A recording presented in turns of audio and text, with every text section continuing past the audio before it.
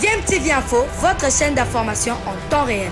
La politique, la santé, le sport, les faits de société, la musique, les rumeurs et bien plus encore. Vous découvrirez cela dans notre chaîne DMTV Info.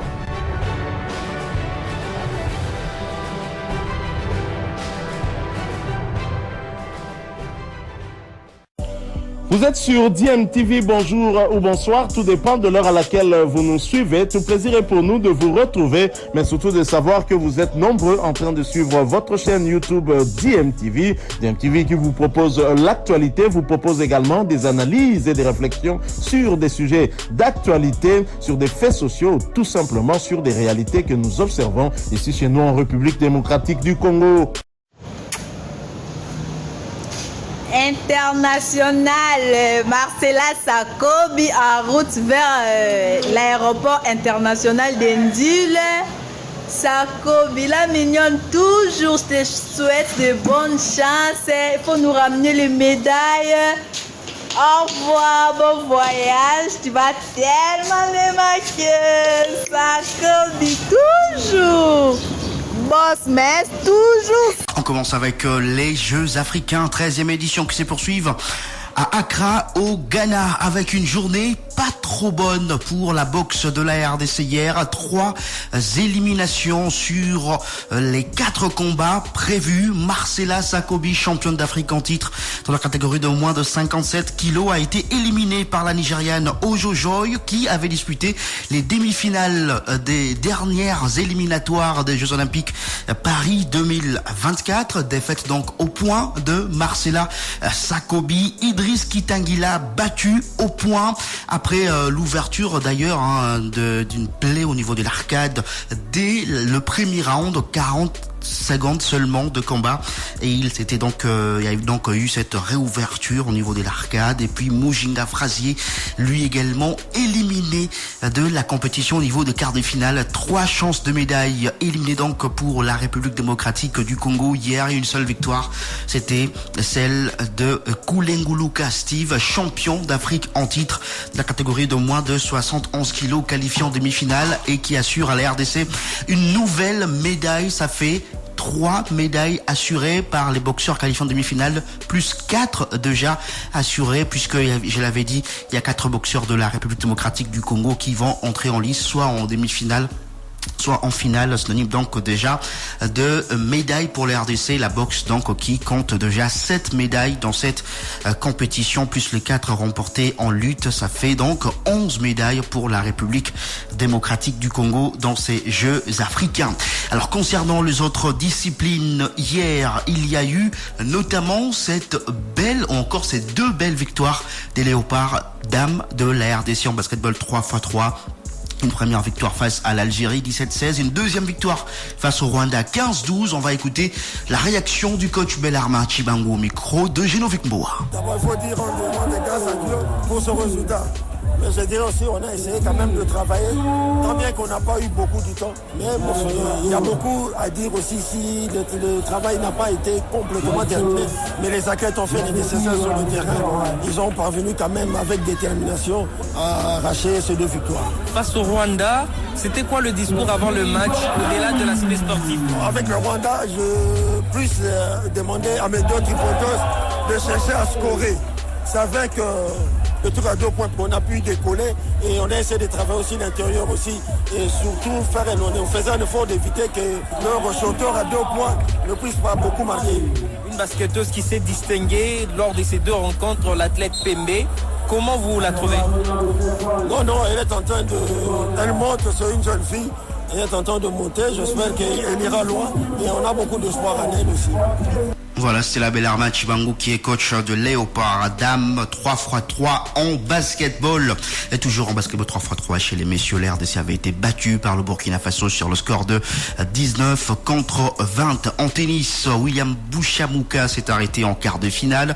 Le seul espoir congolais pour une médaille en simple messieurs a été éliminé donc par le Tunisien Dougaz Mohamed Aziz qui s'est imposé par 2-7, 6-2, 6-1, donc 2-7 7-0 pour le Tunisien. En tournoi par équipe chez les messieurs, défaite aussi de la RDC devant le Zimbabwe des 7-0, 6-2, 6-3. Chez les dames, défaite aussi de la paire de la République démocratique du Congo devant le Maroc, 2-7-0, 6-0, 6-0. La RDC est balayée donc par le Maroc. En volleyball, défaite de la RDC des Léopards Senior Dames, 3-7-0 contre le Kenya. La quatrième sortie pour les Congolaises qui avaient été battues par l'Algérie 3-7-0, par le Nigeria 3-7-0 et avant de gagner face aux Seychelles 3-7-1. Et puis en handball, très bonne nouvelle pour la RDC qui a réussi chez les dames à remporter son derby face au Cameroun 25-24. C'était le match pour la première place du groupe. La RDC qui termine en première position et qui évite l'Angola en demi-finale. La RDC chez les messieurs comme chez les dames a terminé en première position dans ce tournoi de handball des Jeux africains. La RDC affrontera le Nigeria chez les messieurs, ça sera demain, et puis chez les dames, la RDC affrontera l'Algérie en demi-finale et ça sera donc demain. Des chances des médailles également pour la RDC en handball. Je rappelle que le handball avait remporté une médaille de bronze chez les dames lors de la dernière édition de Jeux africains. En athlétisme, aucun Congolais ne s'est qualifié au deuxième tour sur piste. Prochaine étape, les relais. On parle football dans ce journal des sports avec la Linafoot Ligue 1 et les playoffs qui vont se poursuivre ce jeudi avec 2 rencontres.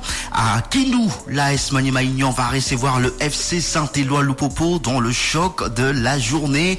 C'est content pour la 4e journée donc de cette édition de la Ligue nationale de football. C'est vrai qu'il y a déjà des équipes qui ont joué 4 matchs. Il y a eu un match avancé, notamment celui entre la formation de Lubumbashi Sport et Maniema-Union, remporté par Maniema-Union sur le score de 2-0 dernièrement à Lubumbashi. Et Maniema-Union qui compte 9 points occupe la 2e position au classement derrière Mazembe. 10 points va recevoir une équipe du FC Saint-Éloi-Lupopo qui compte 3 points après 3 matchs joués, 3 nuls enregistrés.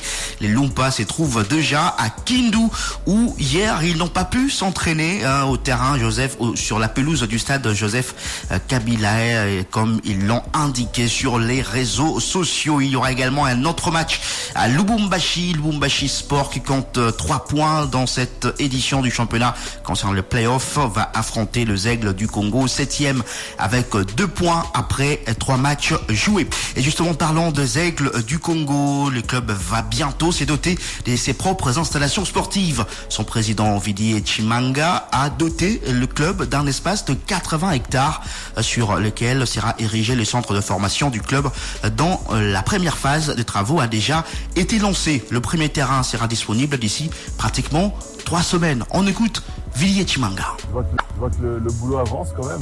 Là, on aura le premier terrain opérationnel norme FIFA dans un mois. Les Aigles pourront commencer à s'entraîner sur leur propre terrain et Dieu voulant, lorsqu'on aura la certification, ils pourront même recevoir leur match directement ici. C'est sûr que ça prendra du temps, mais il faut commencer quelque part et je pense que là, grâce à des bons ingénieurs qui sont amoureux du sport aussi, et on va donner rendez-vous aux supporters des Aigles, mais à tous les Congolais aussi et les Kinois en particulier, de venir visiter les installations dès qu'elles seront terminées d'ici 1 mois et demi, 2 mois. Nous en serons très fiers et heureux. Voilà, c'était là le président de la formation des Aigles du Congo, Vidi Chimanga. Ces terrains se trouvent dans la commune de Lansele. On va maintenant écouter l'ingénieur en chef Corneille Icolo qui donne des précisions sur le futur centre de formation de la formation des Aigles du Congo. C'est un projet que M. Chimanga a quand même depuis un certain moment. On en a toujours discuté, je crois. Ça date de 3 ans qu'on en parle plus ou moins. Il m'a toujours dit qu'il avait son site. Et il y a 3 mois, je suis venu visiter le site avec lui. Et on a eu la possibilité de racheter quelques matériels pour avancer. Mais nous, on va pas aller sur une académie, nous, on va aller sur un centre de formation. Ils vont recruter les meilleurs joueurs et les meilleurs jeunes à ce moment-là qui vont venir y vivre ici. Donc ici, au départ, là, on va sur un terrain. Le projet va s'agrandir, ça veut dire qu'on aura minimum 2 grands terrains et 4 petits terrains. Une piste d'athlétisme, une piscine, terrain de basket, terrain de volley. On va vraiment essayer de faire un centre multisport. Dans le centre, ça veut dire qu'on aura des dortoirs, on aura des réfectoires fatalement, des bureaux et tout ce qui va avec la logistique d'un centre de football. Voilà, c'était là Icolo Corneille qui est donc l'ingénieur en chef de cette construction du centre de formation de la formation de Aigles du Congo.